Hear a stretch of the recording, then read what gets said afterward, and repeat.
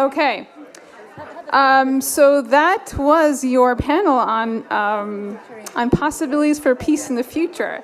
And after that, I think it's critical that we hear the voices for change.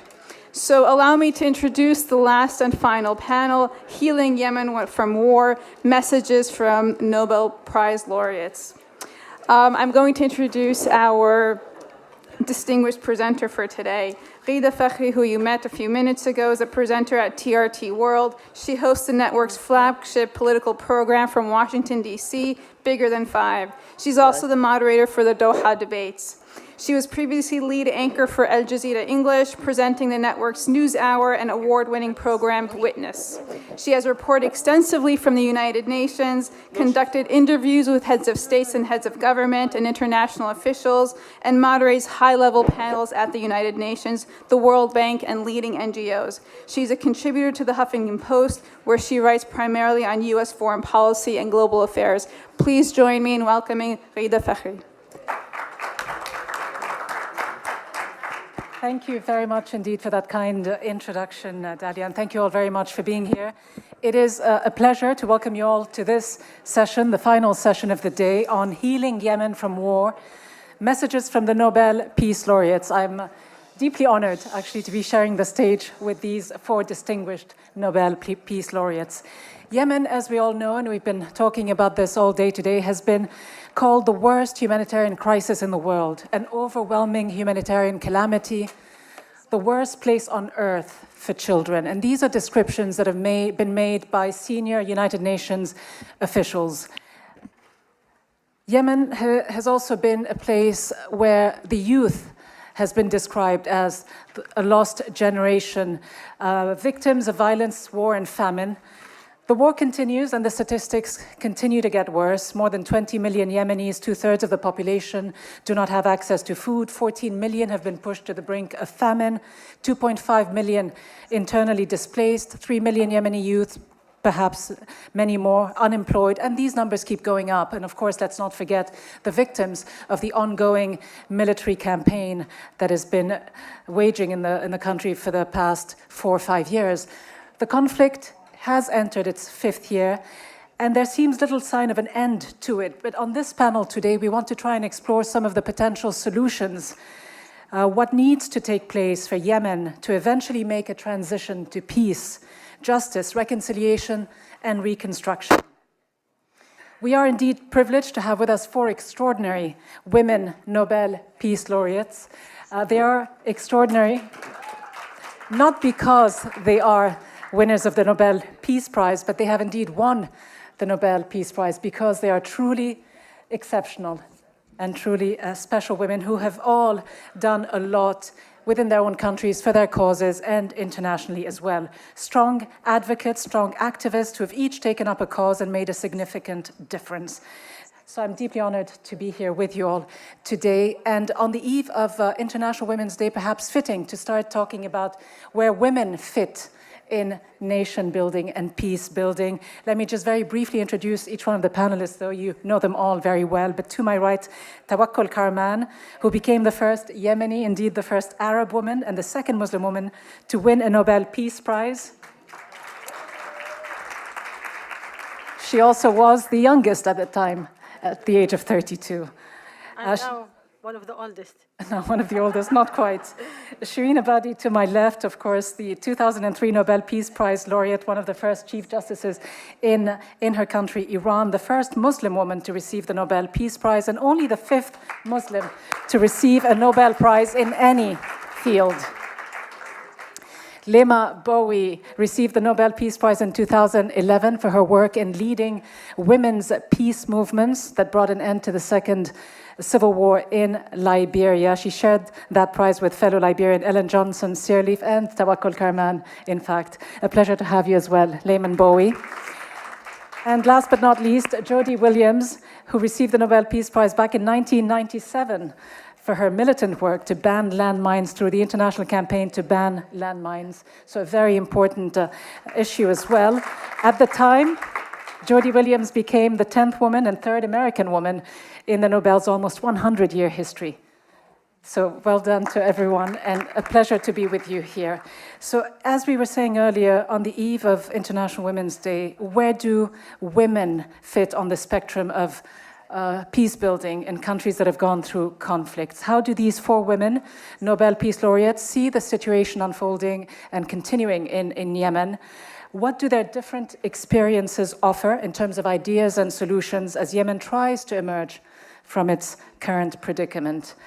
So let me begin with you, Tawakkul Karman. You, as everyone here knows, became the mother of the revolution in your native Yemen. As a human rights activist, as a journalist, as a politician, a senior member of the Al-Islah political movement, Al-Islah meaning reform, how do you assess the role women have and can play in the struggle for peace in Yemen? Okay, thank you so much. If you want to talk about the role of women in Yemen, you should talk about 2 periods. Before the revolution and after the revolution. I don't want to talk about the history because we have a lot of history of the great participation, political participation of women in Yemen, especially we were ruled by the greatest woman queen in Peninsula, in the world, Queen of Sheba, you know, Bilqis, and Queen Arwa. So we have a great history with political participation of women, and we have a great history of political struggle in the women's rights and human rights. But let's talk about the woman rule under the tyranny ruling. And sorry for my English, by the way, if I did any mistake. So if I talk about the rule of women under the rule of the dictator Ali Abdullah Saleh and after the revolution. Under the ruling of Ali Abdullah Saleh, woman was played a very decor rule, as with every dictator in the region and with every dictator around the world. So they use women as a decor to make their image better.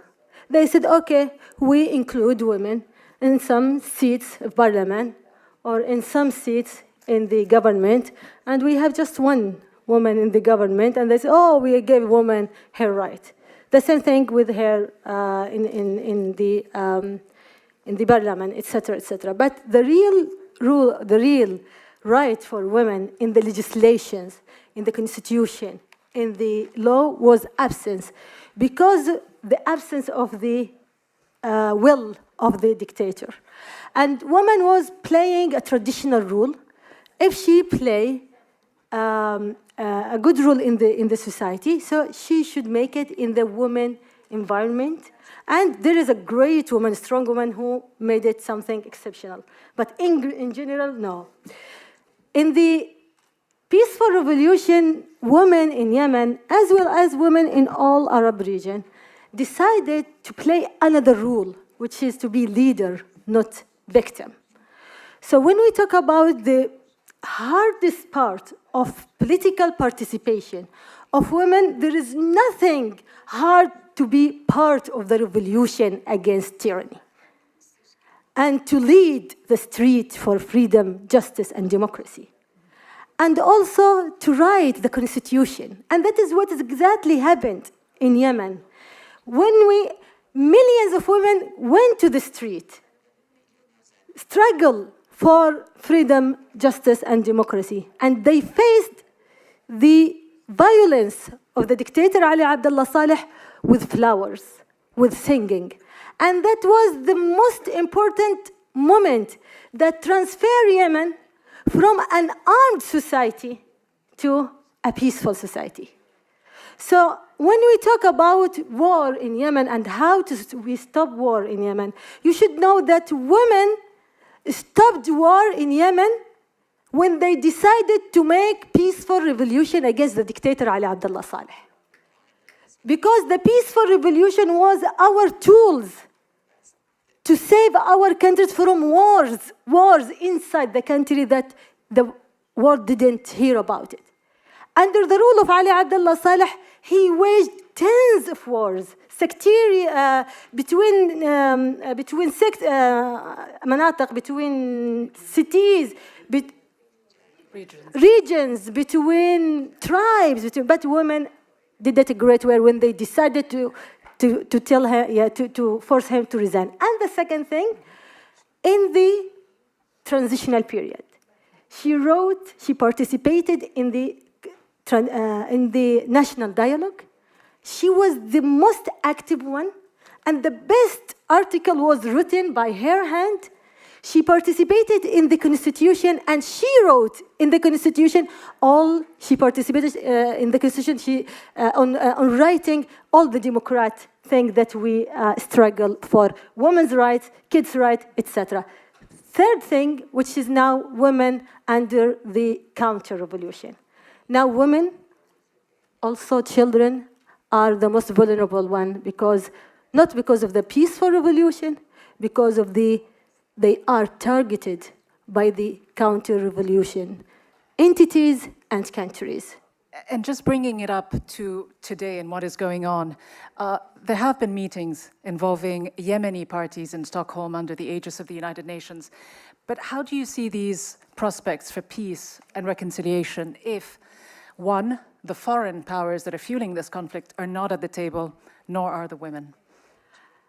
If the foreign countries are not with us, are not feeding the conflict in Yemen, you will see Yemen something else. If I understand the question. So, if these foreigners let Yemenis alone, let women alone, you will see Yemen really go to be democratic country. Who won Nobel Peace Prize? Is the Yemeni people. The peaceful people who throw their weapons, and the women there who throw so the conspirators from the international community and the regional make all this collapse. Now Stockholm Agreement is very important step for peace, for creating peace in Yemen. But unfortunately, there is many misleading things inside it.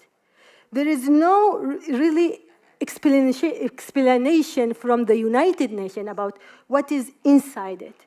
So it will collapse, and also there is no real implementation from the international community from one side, and from the parties from Houthis and from the Saudi and Emirates. Okay, Shireen Abedi, moving on to you, looking at the issue of transitional justice in Yemen. As someone who served as president of the City Court of Tehran in the years leading up to the revolution, someone who, as I said earlier, was the first Iranian woman to become Chief Justice, how do you see what is happening in Yemen, and how do you view the talks that we just mentioned taking part without the major foreign parties, whether it's Iran, Saudi Arabia, or others, and without women at the table?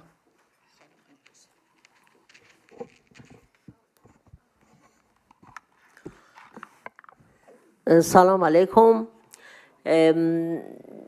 خیلی خوشحالم که مسئله رو با یه موضوعی شروع کردید که اساساً به کل خاورمیانه مربوط میشه.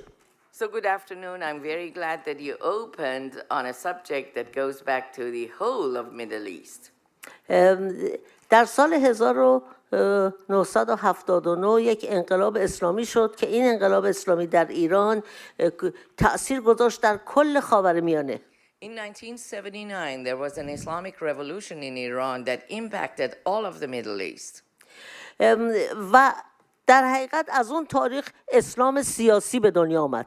So from that date, in reality, political Islam was born. و از اون تاریخ می‌بینیم ما عملیات انتحاری چقدر زیاد شد در اون منطقه. And from that date, we are witnessing how people kill themselves, meaning suicide bombers. در سال 1979 اسلام سیاسی در ایران متولد شد و 2 سال بعد حزب الله لبنان تشکیل شد. So in 1979, after the political Islamic being born in Iran, the Hezbollah in Lebanon was formed. This was only 2 years later. شما تأثیر اسلام سیاسی رو در سوریه و در عراق و در یمن میبینید. And you can now see the impact of political Islam in Syria, in Iraq, and in Yemen. و همچنین فقط برای اینکه تز دولت ایران این بود که انقلابش رو صادر بکنه. Because the thesis that the government of Iran used was to export its revolution. من قبل از انقلاب رئیس دادگاه بودم و بعد به من گفتن که چون تو زنی نمیتونی رئیس بشی و من رو کردم منشی همون دادگاه. So before the revolution, I presided a court in Iran. However, after the revolution, I was informed that being a woman, I could not preside over a court, so I was demoted and became the clerk of my own court. و همینطور البته من قبول نکردم و آمدم بیرون و دفتر وکالت خودم رو دایر کردم. Of course, I didn't accept that. I left the judiciary. I went back to private practice and started my own practice. قبل از اینکه اجازه بدین به عنوان یک ایرانی از تمام مردم یمن به خاطر دخالت‌های حکومت خودم در یمن و کمک به حوثی‌ها که باعث تشدید جنگ شده معذرت بخوام. First of all, I want to ask the pardon of all the Yemeni people, and I want to apologize to all of them because of the influence of my country on the Houthis who have actually set fire to the war going on in Yemen. و همچنین از تمام مردم خاورمیانه به نیابت از مردم ایران معذرت میخوام که اسلام سیاسی رو ما ایجاد کردیم و سعی کردیم که صادر کنیم به بقیه کشورها و اونا رو خراب کردیم. Also, I want to apologize to all of the people of the Middle East on behalf of the people of Iran, where we created political Islam and exported it to other countries and ruined their countries. من مسلمان هستم و پراکتیس هم میکنم، به دین خودم افتخار دارم، ولی که اسلام بایستی در منزل باشه و اگر به قدرت سیاسی تبدیل بشود یک فاجعه است. I'm a practicing Muslim and I'm proud of my religion, but religion has to stay at home. If Islam becomes the political power, it can be very dangerous.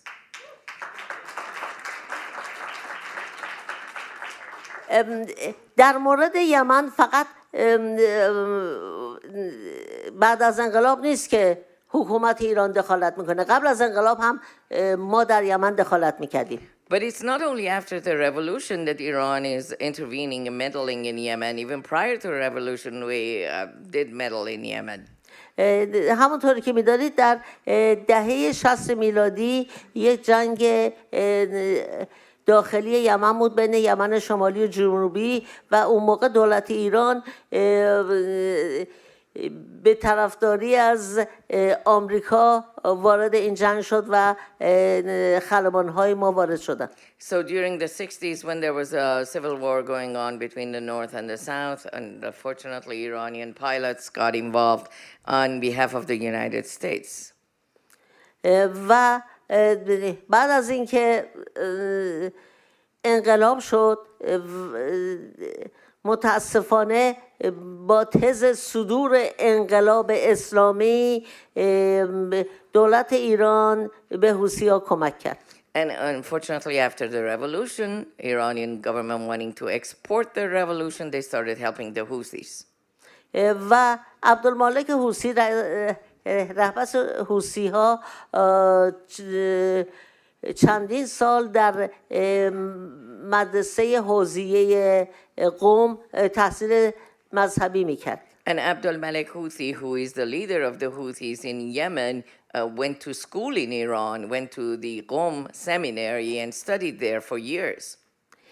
و تعدادی از خانواده‌های رهبران حوثی اونا هنوز در اینا تو ایران، اینا رو فرستادن ایران، تو ایران زندگی میکنن. And there are many Houthi families, leaders, families of leaders of Houthis who live in Iran now. مسئله که بایستی اینجا ما روشن بکنیم این است که چرا همه مایل به دخالت در امور یمن هستند. So what we need to talk about here today is why is it that everyone wants to intervene in Yemen? عربستان و امارات مرتکب جنایت شدند. Saudi Arabia and the Emirates have committed crimes. ایران دخالت میکنه. Iran intervenes. و علت چیه؟ آیا یمن یه تیکه جواهره؟ So why is it that Yemen has been picked for that? Is it a piece of jewelry? همیشه تو این کشور جنگ بوده. این علتش چیه؟ So why is it that there's always a war going on in this country? Why? علاوه بر این که یمن از قبیله های مختلفه که به هر حال جنگ رقابت سیاسی رقابت قدرت بین اون قبیله ها هست. In addition to the fact that we know there are tribes in Yemen and they may be fighting for power, یمن موقعیت سوق‌الجیشی بسیار مهمی داره و اون تسلط بر باب المندبه. but the fact that Bab al-Mandab is located there and geopolitically that's extremely important. و میدونیم که نفت اون منطقه از دو تنگه هرمز و باب المندب به اقیانوس راه داره. So we know that both the Straits of Hormuz and the Strait of Bab al-Mandab are used for oil exports from that region. تنگه هرمز در خاک ایران و دولت ایران بهش مسلطه. So the Hormuz Strait is in the land of Iran and Iran has control over it. بنابراین دولت ایران بسیار علاقه‌منده که از طریق حوثی‌ها باب المندب رو هم داشته باشه. And the government of Iran is very likely and very loves maybe the control of Bab al-Mandab, which is another strait that's used for the export of oil. و الان جنگ حدیده که خیلی به شدت جریان داره برای این است که حوثی‌ها مسلط بر باب المندبند و می‌خواستن عربستان می‌خواست اینا رو بیرون کنه. And we know that the city of Hodeidah has been under the control of the Houthis and the Saudi Arabia is trying to get them out of there. So the war is going on in a very critical shape there. و عربستان سعودی و ائتلاف به شدت اونجا رو بمباران کردن و مردم غیر نظامی زیادی کشته شدن. And although Saudi Arabia and the coalition have bombed there many times, many civilians have been killed as well. اما موفق نشدن. But they haven't succeeded.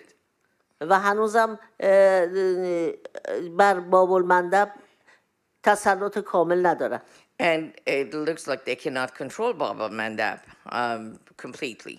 و کشتی‌هایی که میان به یمن بایستی از اون طریق از غذا و اسلحه برسونن. And that's how boats and ships bring weapons and food to Yemen. و متاسفانه حوثی‌ها سازمان ملل گزارش کرده که حوثی‌ها این بعضی از این بسته‌های غذایی رو فروختن و به مردم ندادن. And according to a report of the United Nations, it looks like the Houthis have taken and confiscated the food and or sold it to other people without giving it to the ones who are in need of food. و به عنوان حرفهای نهایی بایستی بگم که یمن متعلق به مردم یمنه و سرنوشت یمن رو مردم یمن بایستی تعیین کنن نه دولت‌های خارجی. So I have to say that Yemen belongs to the people of Yemen and the destiny of Yemen should be made by the people of Yemen, not foreign governments. آمریکا، عربستان، امارات، ایران همشون باید گمشن برن بیرون. لعنت الله علیهم.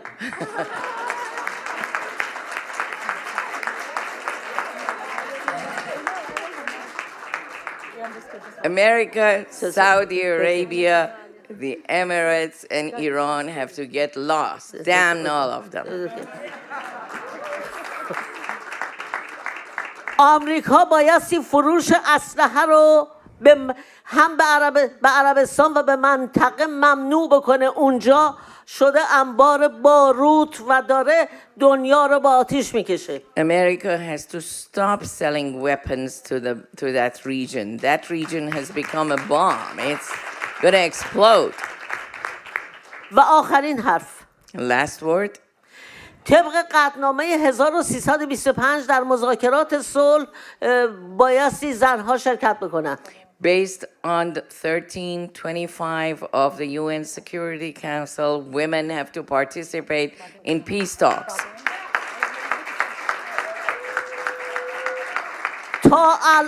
تا الان در مذاکرات صلحی که بوده یه دونه زن شرکت نکردن و همش مردان نشستن حرف زدن، مردایی که فقط دعوا کردن بلدن. Up to now, no woman has participated in any peace talks, and it's only been men who, the only thing that men know is how to fight. They've been on peace tables. لطفاً مردم پاشن حالا زنا بشینن که حرف بزنن. So let's ask men to stand up and leave and let women sit down.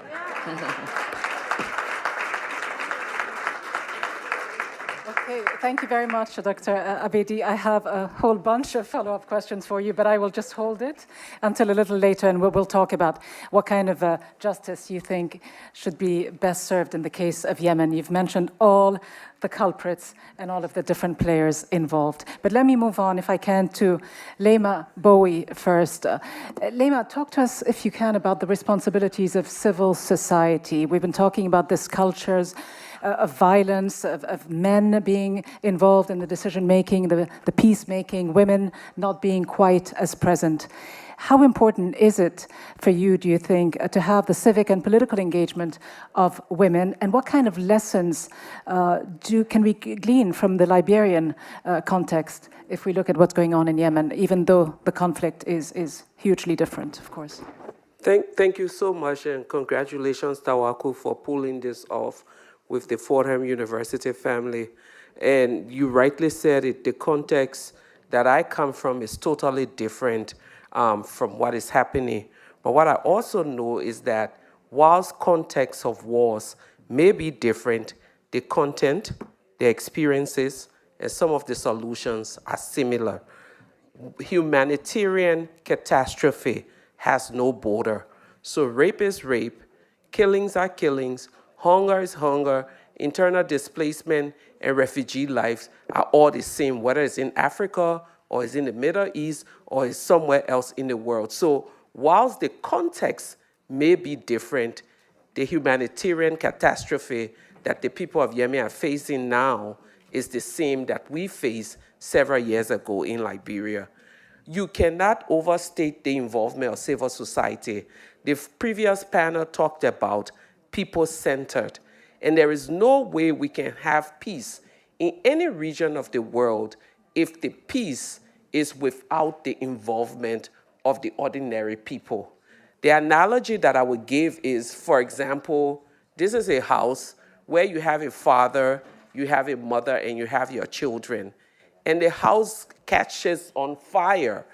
And then you're saying, let's just sit and wait for the outsiders to come and pour water on the fire. Or the outsiders are saying to the father, mother, and children in the house, don't get involved, don't touch anything until we try to figure out where the fire came from, how it came from. What is going to happen to that house is that it's going to burn. That's the first thing. The second thing is you can't start to deal with that fire if you have 5 daughters and 2 sons, and you're saying to the sons and the father, you be the ones to put the fire out. First thing first, the daughters, you need their hands, you need their intellect. So that's the case for involving women in the entire process. So civil society involvement is very key. Liberia, as you know, went to war, and we stayed at war for 14 years. When we went to war, we were about 3.2 million people. That was our population. Almost 10% of our population was wiped out as a result of the war. We lost 250,000 people. 1 million went into internally displaced camps, and 500,000 were refugees in different regions across Africa. We signed many peace agreements, maybe over a dozen. And every time the warlords would come back to say, oh, sorry, yes, I signed, but that was not my actual signature. During the entire process of the Liberian War, there was never women's involvement on the peace table.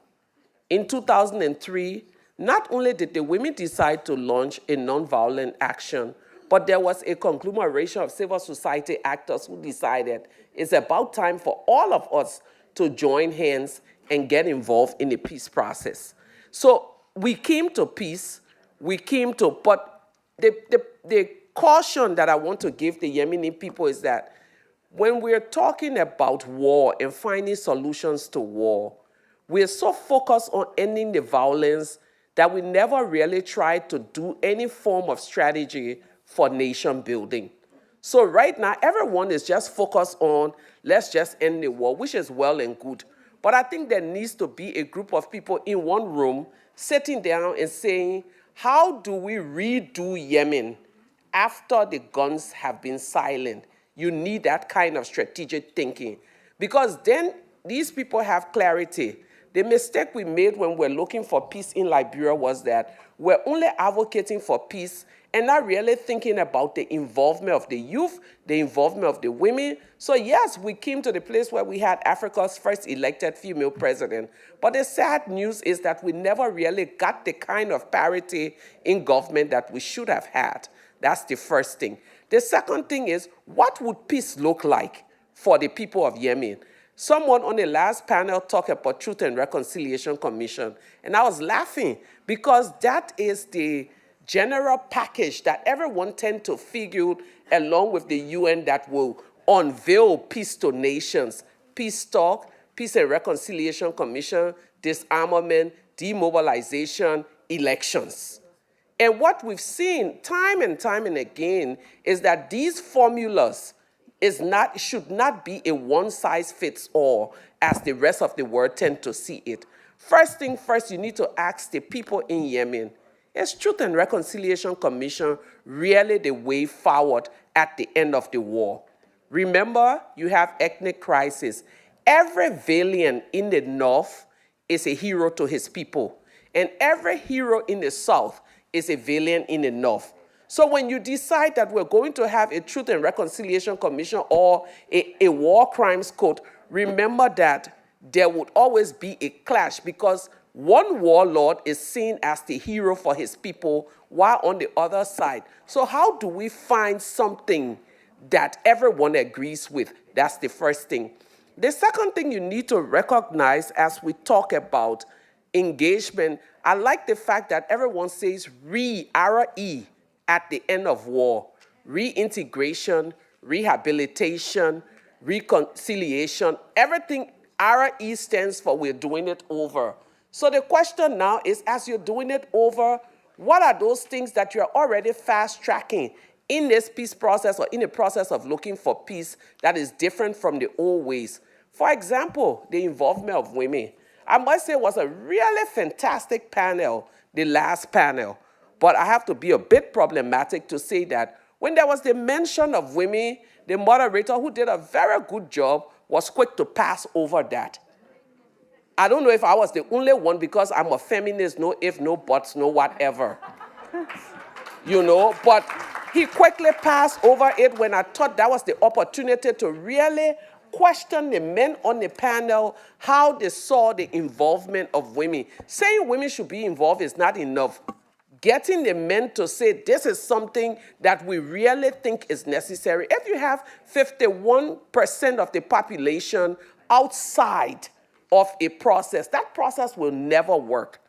If you have gender-based violence as a key part of some of the reasons for war in the first place, you need the voices of women to come and be a part of it. Finally, when we say we're engaging women, we really need to start to think about what power they bring. If you go into Yemen today, I'm sure like Liberia, in communities, it's the women who are keeping it together. And the questions we need to ask now is, in the midst of crisis, how are you doing it? How are you harnessing your power?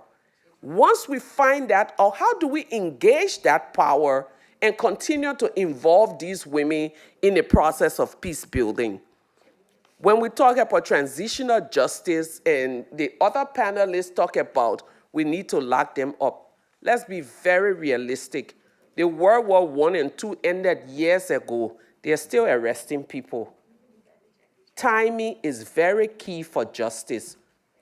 No one is saying impunity, but let the whole strategy for justice be timed in a way that it is working alongside peace. One of the mistakes that we make, those of us coming from the global south and from different parts, is that we look at what happened in Europe and America and try to use it as a yardstick for solving our problems. Context is different, content is the same. Humanitarian catastrophe has no borders, but let's be very wise as we try to unveil peace to our people. Thank you. So lots of very interesting concepts there that you mentioned, Lema Bowie, that I would like Jody Williams perhaps to touch on and expand. Just a quick mention, Jody Williams, that since your protest against the Vietnam War, all the way back then, you've been quite a strong peace activist, trying to reclaim the meaning of peace, which you believe, I suppose, goes way beyond the concept of just laying down your arms and absence of armed conflict. So taking what you've heard here today and keeping in mind that there seems to be quite an extent of apathy, indifference in the West, in many parts of the world, about what's going on in Yemen, despite the incredible numbers of killed every day and the destruction that the country has suffered over the past 5 years. What do you think is missing? When we talk about the responsibility of regional powers in starting the war in Yemen and perpetuating it, how do you stop this war? And do we somehow need some kind of a Jody Williams campaign to spur outrage, to get us all out there? Or are governments starting to get it? Are they starting to get it? There is some pressure on the British government and on the US government as well to stop the arms sales at least. Where do you see this heading? My first response about the regional powers would be echoing my sister Shirin Ebadi, but I would say it a little more harshly because I am a harsh person. Throw the bastards out. You know, and then let the people of Yemen figure it out. That's one part. But I have, a couple of things have stuck in my mind as I have listened to everything. And you are correct, I was radicalized by the Vietnam War. I woke up to the fact that my government is a military oppressor. And in various ways, I have fought against the United States military interventions and oppressions ever since. I had a lot of experience in Central America during the 1980s when the US was training and supporting death squads and fun people like that. And I'm going to talk about that in a second. But it was Dr. Dahlia, if I destroy your name, I so apologize. Fahmy, is that right? Right. Near the end of that second panel, she asked a question that to me was fundamental and critical. And it was, okay, you can bring peace, but how do we address the culture of violence? Nobody answered it. I mean, that's a tough one. And then in the previous panel, there was the discussion of, at some point, all wars end, or the point being made, and that's true. But then there was another point, which was how. And I think in various ways, all of us on panels have been addressing parts of the how. It is fundamental to achieving sustainable peace that the how is deeply thought through, as my sister Lema just said. When I think of the culture of violence, that is another layer that was alluded to yet not touched upon when we were talking about the layers of the US and the UK and Iran and Saudi Arabia and the UAE. It's the layer of men thinking that they're the only ones who know how to do it, right? Voices of women are not important. The men carry the guns, ergo, women have nothing to say in peace. And that has to be addressed in some way, and I'm not saying in the context of solving the issue of Yemen, but women, as we are seeing over and over and over again, are increasingly sick of having to ask men if we have a place at the table. And everybody who has talked about the how, in a meaningful way, in my view, has recognized that if you do not involve all segments of society in some meaningful way in the dialogue, discussion, implementation of peace, you will not have peace. Ultimately, you will return to war. In my experience in El Salvador, it was a proxy war between the Soviet bloc and my country, it was Ronnie Reagan drawing the line against communism in Central America before they entered Harlingen, Texas, and took over America, which was ridiculous. There was only one operating elevator in Nicaragua at the time. I mean, how they were going to intervene and invade us was beyond my comprehension.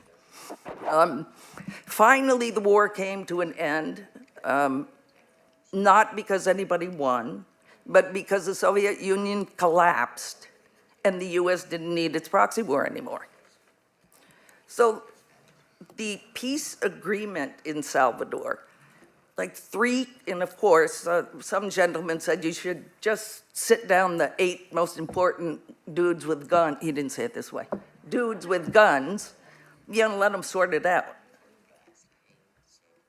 That's what they did in Salvador, essentially, and I think they've done it in most peace agreements, right? You bring all the men who have waged the war together so they can figure out how they're going to divide power.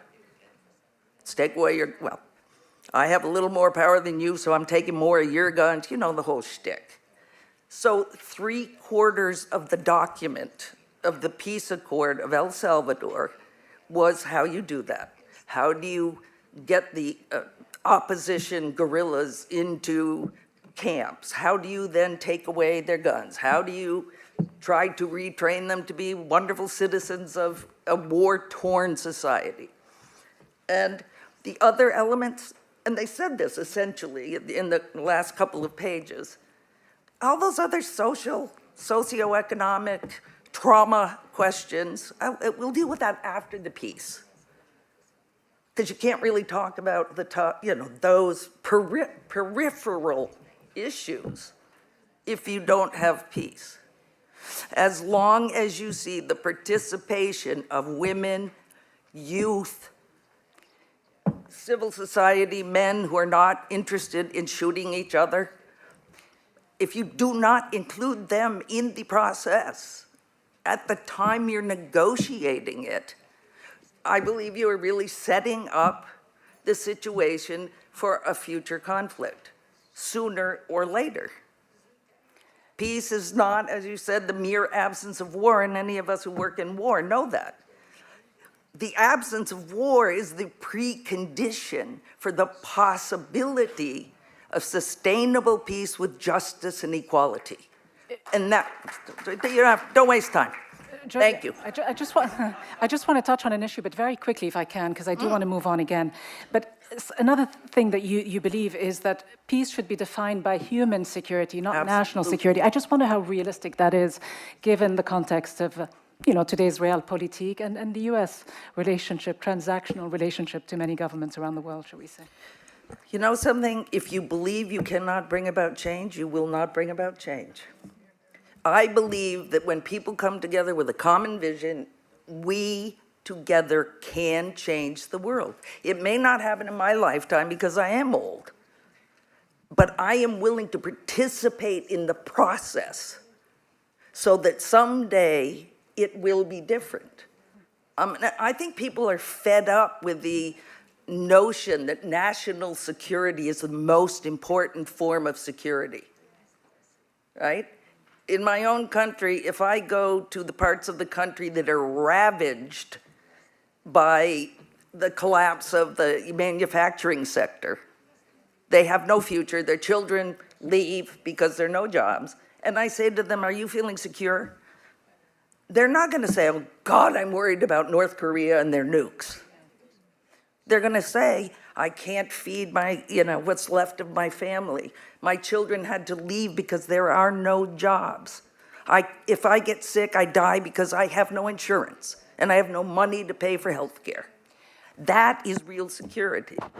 And if you want a stable society, you have to provide for the basic needs of the people of your country. And then, people get pissed off and do stuff, but it will not be the disenfranchised, the disempowered, the jobless, revolting against, an elite few who have billions while, I have 50 cents.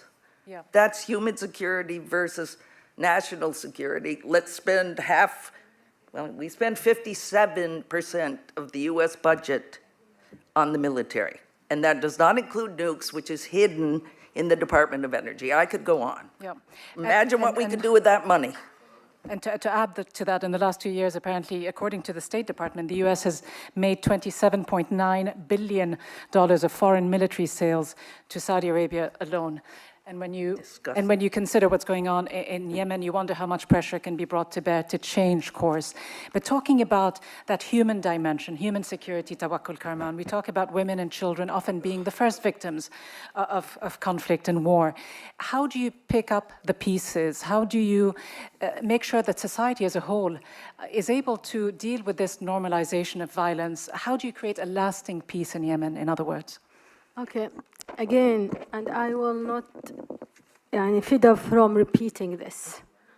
Remember the early 2 years of Arab Spring. Remember the millions of people, the peaceful people that was demonstrating in the street against the dictators and against all the violence that they faced. They just was, just singing, chanting, being killed in the street while they raised the voice of peace. Why I'm saying that? I'm telling all the world from here, from this stage, that peace is very possible in Yemen. Yemeni people throw more than 70 million of weapons, piece of weapons. And they faced all the kind of violence of dictator Ali Abdullah Saleh with peaceful way. President Munsaf al-Marzouqi said that he was very afraid about, oh my God, how is the revolution will be in Yemen? It's an armed society. How will they do? It will be a civil war. But the opposite happened. It was 100% of peaceful revolution. We didn't attack any police station. We didn't kill any soldier. So that is a very important evidence to the world that this armed society can create the peace. And also another evidence, inside, it was really, really a big challenge that to create a peaceful revolution in an armed society that has decades of revenge between tribes. And inside the revolution, in the camps, the tribes that been has a lot of wars between each other, decades of wars, they came to the same square. They live under one tent. They eat with each other, sleep with each other, and died with each other. And this is bring a big evidence of Yemen want peace. And in transitional period also, we did the great work, and it was a really successful story. Even with Houthis, we called them, the peaceful revolution leaders called them, throw your weapons and come to us, demonstrate with us peacefully. They said, okay, they came. But now what is the problem? The problem that, and you can't imagine this, and this is, gave the solution. The problem became that they want Saudi Emirates first, and then Iran. And I agree with the people that then Iran. Because I blame Iran with all the problems in the region. I blame Iran with the problem even in Yemen. But I blame Saudi and Emirates first. Why? Because they are the one who encouraged Houthis to carry the weapons again, because they want to destroy the democracy in our country, and they want to influence their hegemony, and they want to occupy Yemen. Then Iran take the benefit. Oh my God. And this is the stupidness of Saudi and Emirates, the Arab leaders in general. They gave her a gift. And she was very satisfied, very happy, and started to support them. Now, what is the solution in Yemen? First, you should know that Yemen is willing to create peace, and they will not just create peace. They will also, not just in their country, they will create peace in the region and in all over the world. How? It's very important those countries, United States, Europe countries, Canada, that they said, stop the war, okay, stop supplying Saudi and Emirates with weapons. You want to stop the war, stop supplying them with weapons. This is very, very important. And also, stop Iran from exporting weapons to the Houthis. This is number one. So we should withdraw. Saudi and Emirates should also. When we talk about to stop the war, it is not just to stop the missiles, stop the bombers. That's very important, but also is withdraw from Yemeni cities. So Saudi and Emirates should withdraw from all Yemeni ports, airports, and lands. They occupy my country under the pretext that they came to protect the legitimacy, while they weakening the legitimacy, and they prevent our president from return to Yemen. Our president now is under house arrest, not kind of house arrest in Riyadh. So they said we are supporting him while he is denied to return to Yemen. So they have to withdraw from Yemen. So Houthis they have to hand over their weapons and all militia. That is very important. So we Yemeni can't sit together in one table. So all the militia has to hand over their weapons. And we need, because you're talking about my vision or our vision as Yemenis, a lot of people sharing that, for sustainable peace. We need to form a national government from all the parties. This government has a lot of tasks. The first task that she has to do is to put the draft of constitution into the referendum, and also to organize the election, and form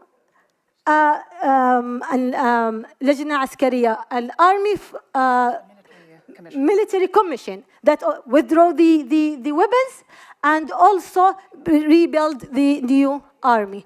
Transitional justice, 3 points for sustainable peace, because we are talking about how to create sustainable peace. This is the map. Well, let me ask you a quick question on this, Yeah. if I can, because since you talk about sustainable peace, I wonder where justice fits within this. Should immunity be envisaged or even granted for major war crimes? War crimes, crimes against humanity, have been repeatedly swept under the carpet in so many different conflicts around the world and in conflict resolution initiatives. Is it necessary, do you believe, to sacrifice justice for peace in some cases? Can a lasting, sustainable peace be achieved without justice, especially in a situation like Yemen's with civil war, even though I realize that you say that all parties are to blame, and UN experts themselves have said that possible war crimes have been committed by all the different parties, including the Houthis, but the fire is really, and the spotlight is really shed on the Saudi-UAE alliance for the indiscriminate killing of civilians in many instances. I always believe that who sacrifice justice for peace lose them both. there is no peace without justice. And we have in Yemen the experience. We gave the dictator Ali Abdullah Saleh immunity. And we told him that, okay, yes, peaceful revolutionary people, we refuse this kind of immunity, but okay, we agreed, okay, let's make the agreement go. The agreement in general was good, except the giving Ali Abdullah Saleh the immunity. So they give him the immunity without anything in replace. Give him the immunity with all money with him, and with allowing him to play political rule. And he used this immunity to destroy the country. He made alliance with the Houthis. He made alliance with Saudi, with Emirates, so he used that. So here, the 4 point of sustainable peace, transitional justice. It's very important, transitional justice. And we should put the method to compensate the victims and to guarantee these crimes will not be repeated. The last thing is economy. Economy is very important. One of the most important things that make the transitional period collapse, in addition to the conspiracy, that the international community promised Yemenis that they will support the transitional period economically.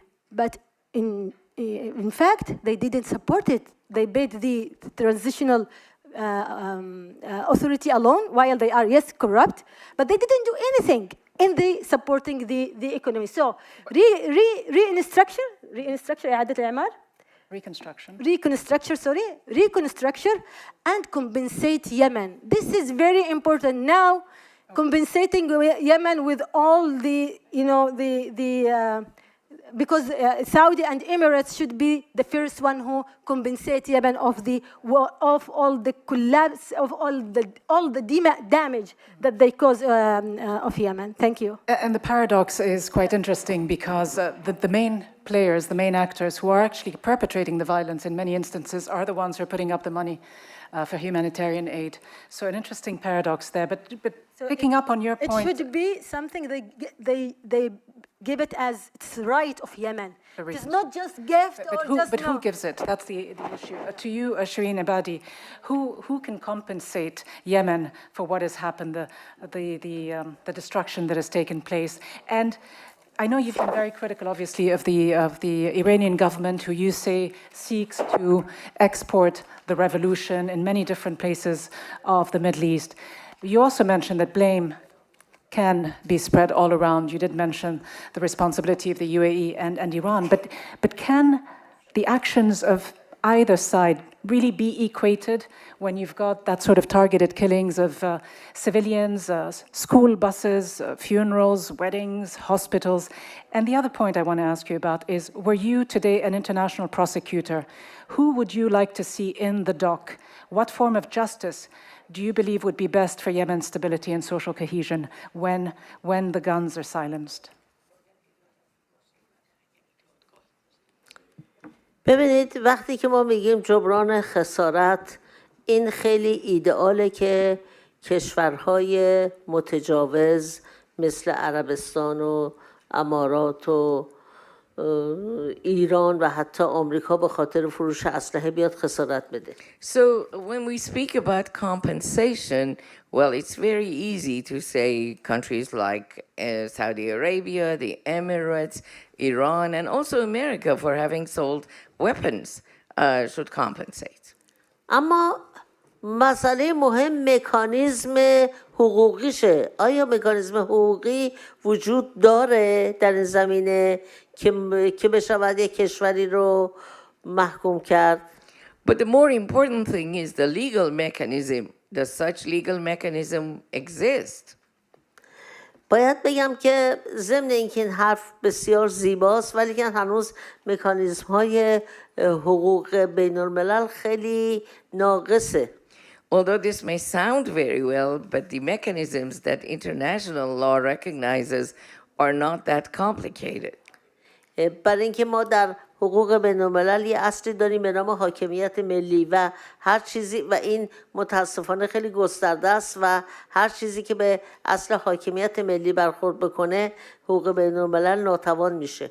Because we have a theory under national sovereignty, and whatever conflicts with national sovereignty cannot be resolved easily.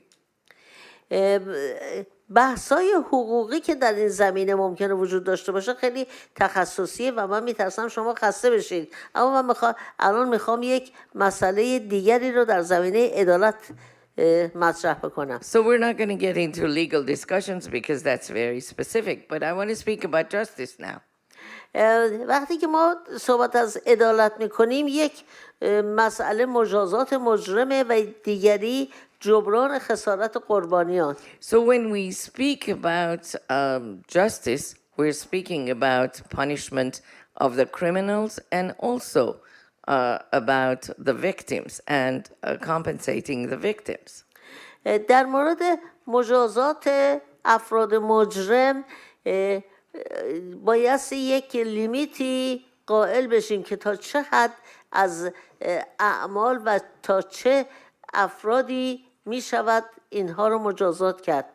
So when we speak about punishment, of course, there's a limit. Who and how are we going to bring the punishment to these people? And who were the people who were involved? Up to which level?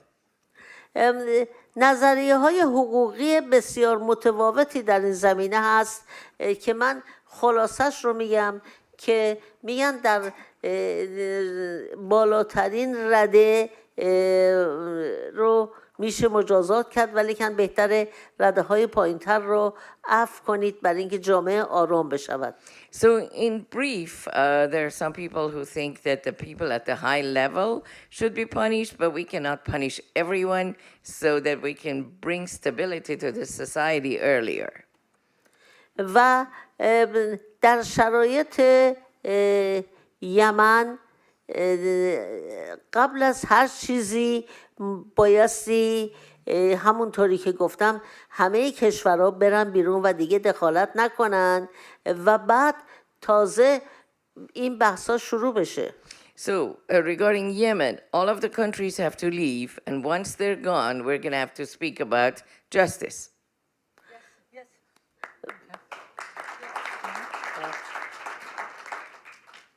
Okay. Yeah, thank you. I was waiting for you to finish on that. Okay, well, a couple of more questions to either one of the panelists furthest to me.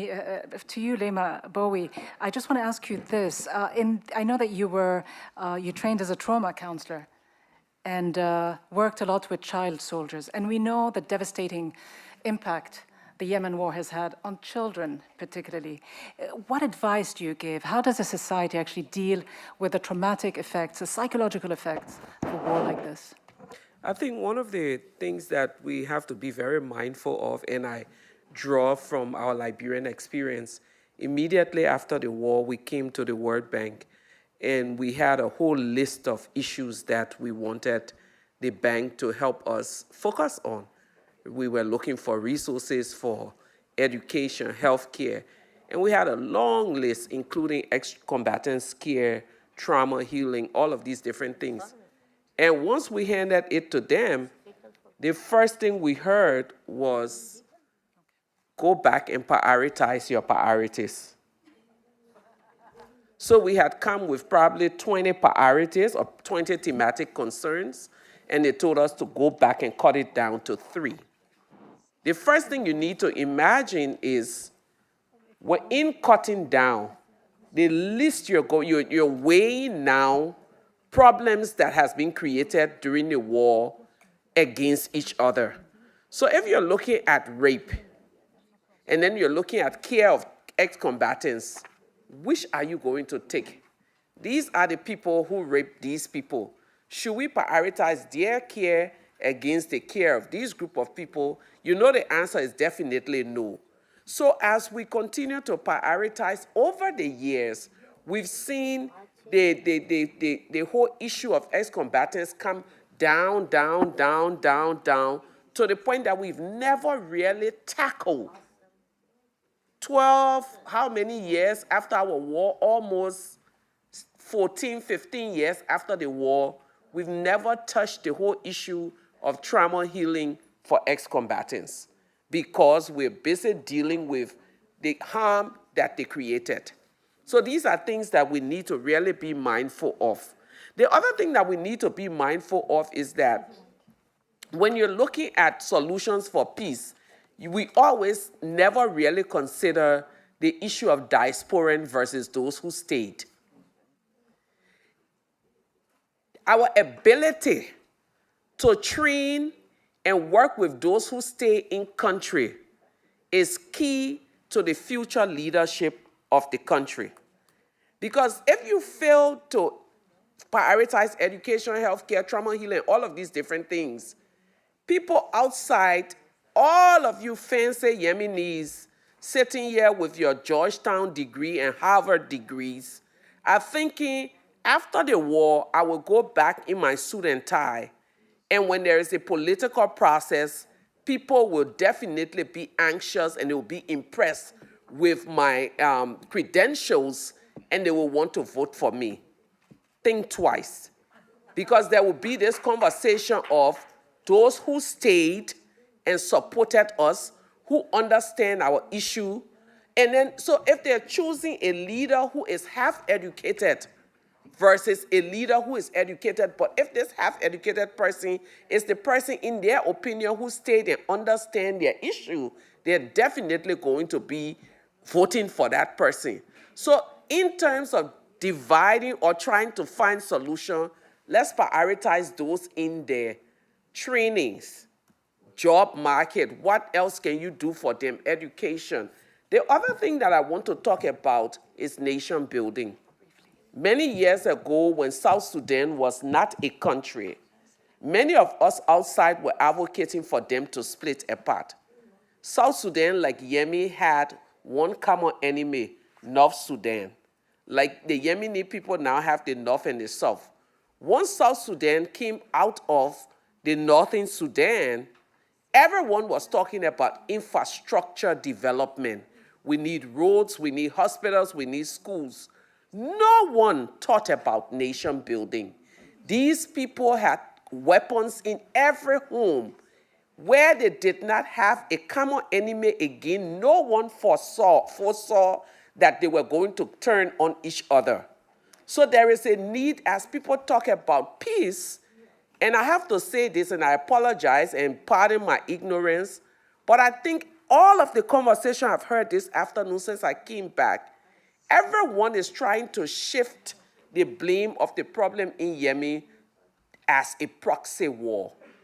The question you must ask yourself, if you take out Saudi Arabia, if you take out Iran, if you take out all the Emirates, all of those who are participating, will the Yemeni people still have a problem? And I guess yes. Okay. So as we consider proxy war, I'm sorry, let's also consider how do we as Yemeni take responsibility, those in country, those in the diaspora, because it's only by seeing clearly that you all will be able to start that dialogue that will lead to nation building. Very interesting thoughts here, Lemak Bowie. I will put that to Tawakkul Karman, but just in a second or two, because we are wrapping up. I'm sorry that we weren't able to open the floor to questions, but your thought, Jody Williams, because as you just heard here your colleagues say, we look at outside forces, but we should also look internally. Internationally, I know you know one thing or two about international campaigns with impact.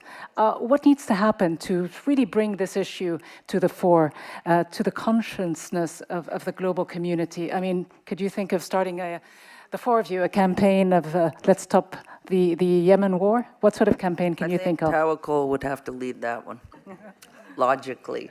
What do you think needs to happen, in a nutshell? I mean, meetings like this, conferences like this, discussions like this in the US, so people really begin to understand what's happening and the role of our country in it. Fighting very hard to get people from Yemen here to talk about what they're living. The panel of all women, which I really appreciated, by the way, talked about that a lot, that it was really difficult to not, have people from Yemen to come and tell their own story. That's critical. The survivor, in the Landmine campaign, it was the survivors who were powerful advocates. and those living through the crisis, those struggling, the women struggling to keep their communities alive should be here telling people. They should be talking in Congress, all the things we know. Okay, well, so much more talking and acting. So to you finally, Tawakkol Karman, as we wrap up in the last minute or so, how much can Yemenis on their own, left to their own devices, actually solve this problem? They will. Yemeni people can create peace, can build peace, sustainable peace, but the foreigners should take their hands from our country.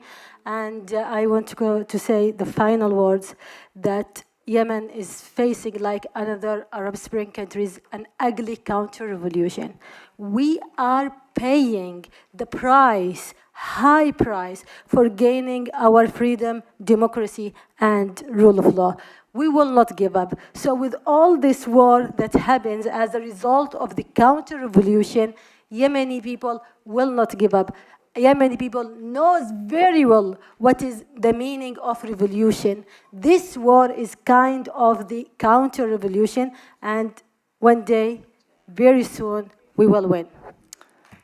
On this positive note, Tawakkol Karman, thank you very much. Leima Bowie, Shireen Ebadi, and Jody Williams, thank you all very much indeed. Thank you. So, Thank you so much.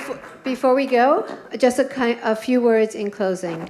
First of all, I want to thank all of the people who put this together. You cannot imagine what this took and how fast we did it. And so from the Tawakkol Karman Foundation, Tela Vitali, Maini Lofti, and Maya Al-Jazara, sorry if I said those names terribly, and from the Center on National Security, Julia Tedesco, Jennifer Indig, and all of the students who helped us out, and most of all, Ibrahim Katabi. A few takeaways I just want to you have on your mind. These are the words that should come to mind when you think about this conference in addition to all these wonderful people.